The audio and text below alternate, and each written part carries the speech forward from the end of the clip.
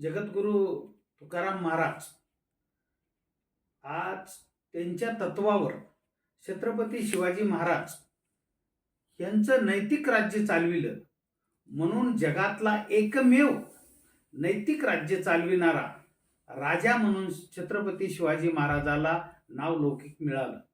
आणि त्याच जगद्गुरू तुकाराम महाराजाची तपोभूमी भामचंद्र डोंगर, भंडारा डोंगर, ह्या डोंगरावर त्यांनी तपश्चर्या करून आपल्या जगाला जीवन जगण्याचा मार्ग हे सांगितला. आणि तीच तपोभूमी आता संकटात आहे. हे बिल्डर, मोठमोठे उद्योगपती यांच्यामुळं तिचं खनन सुरू आहे.